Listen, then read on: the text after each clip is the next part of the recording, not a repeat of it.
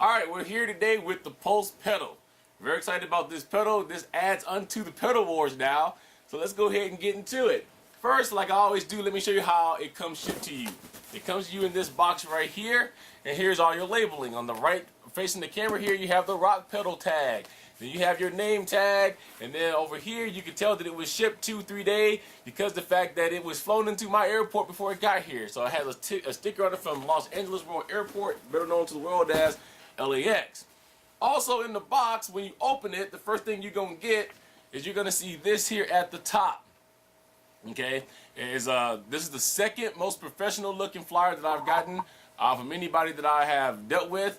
Rockpedal.com at the top, it gives you the customer service phone number for you to call if you need some help. It gives you a web address or email address and the web address. And at the very bottom of this card, very important, it has the 30-day unconditional money-back guarantee in writing. On the back, it tells you to stop before you start and gives you some tips what you need to do before you start with this pedal. Okay. The other thing I want to show you is exactly what is in the box as far as packaging goes. The pedal itself comes wrapped in this nice bubble wrap. Okay, so you know it's not going to get scratched. It was nicely wrapped in bubble wrap when I got it, and then it is anchored and secured by good old brown paper or same stuff or paper bag. It was perfectly secured fine, so you don't have no worries about that. Your pedal is going to get to you, and it's not going to be scratched and ready to go. Now let's get into this wonderful pedal. Here is the rock pedal. It is made by Pulse Percussion. I have heard of Pulse Percussion before. They've been around for a while. Some people say that they haven't heard of them before, but they just are not on the main screen as Pearl or Tama or Yamaha. Okay. The one thing about this is everything is secured some way or the other. The first thing I like to point out is that the drum key is positioned onto the pedal. So you just pull this drum key out and it goes right back in this hole so that your key is always with you. You don't have to worry about looking for it when you need it. Okay. So taking this key, let's go over what the adjustments of this pedal is.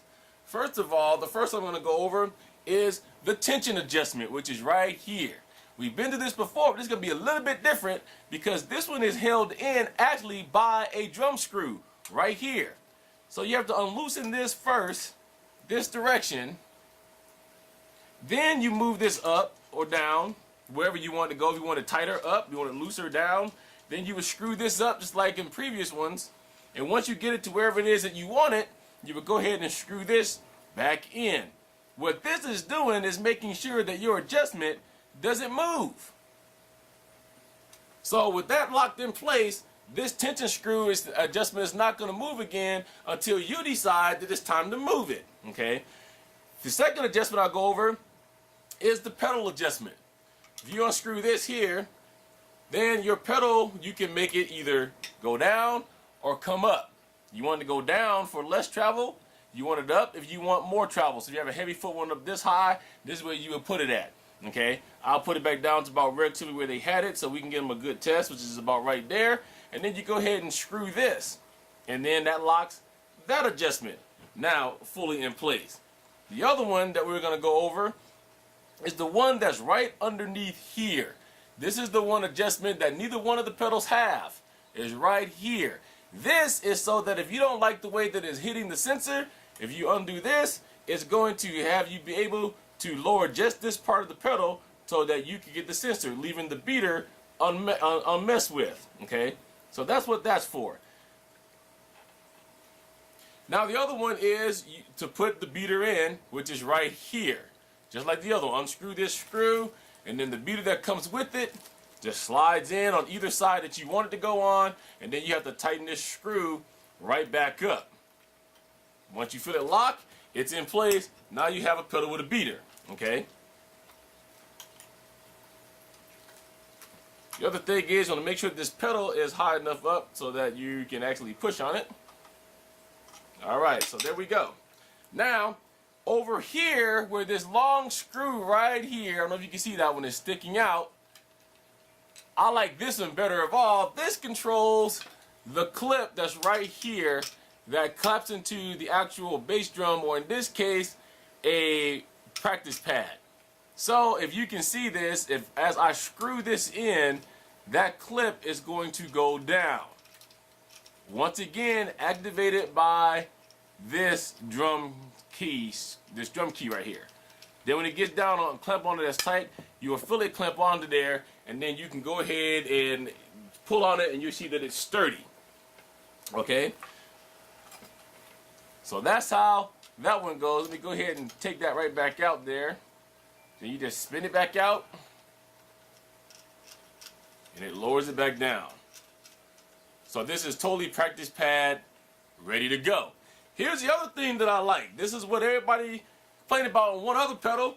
It has a still stabilizing footboard. It's just not the pedal. Okay, so this is going to sit on the stabilizing footboard. Now the one thing you may have to do with your kit is you may have to remove one of the bottom, I can't think what it's called, the bottom feet, the bottom rods, to put this on there, okay, so that it goes. Here's the other thing. On the bottom of these, right here at this top, they have carpet screws. Okay, these things will screw into your carpet and it will hold that in place right here. Not to be used as recommended on hardwood floors. Don't use them on hardwood floors. Use these only on carpet, okay? The other thing that it has too, the more secured, it not only has the carpet screws, but it also has Velcro strips. Here, has 2 Velcro strips here. So it's gonna just hold onto somebody's carpet. Now, it's ready to go right out of the box. Here's the cord for it right here. Nice professionally done. Here is the big kicker. Everybody had problems with, they didn't know if they wanted the Omega because it had a mechanical sensor. They didn't know if they liked the Destroyer because it used the reed and magnet method. This one uses neither. This one uses a proximity sensor. Okay? Right here is where your proximity sensor is, right there. We'll get a little bit more into proximity sensors when we go into part 2, but the way that this thing is designed is when this pedal comes down and it registers the hit, it's going to activate that, okay? What you just saw too is you can pull this thing off and on, and I pulled it and the pull came off. So you can put that off and on. I suggest you leave that on. That's it. So let's count the adjustments. We have 1, 2, 3, 4, 5, 6, if you count these adjustments, which is more adjustments than any other pedal that we have reviewed, okay? That's it for the setup. What I'm going to do now is we're going to go ahead and set this up, and I'm going to do the play test to see if it makes any skips or anything of that nature, and then we're going to come back and I'm going to do 1 or 2 songs with the pedal, and then we'll come back for part 2. All right, see you at part 2.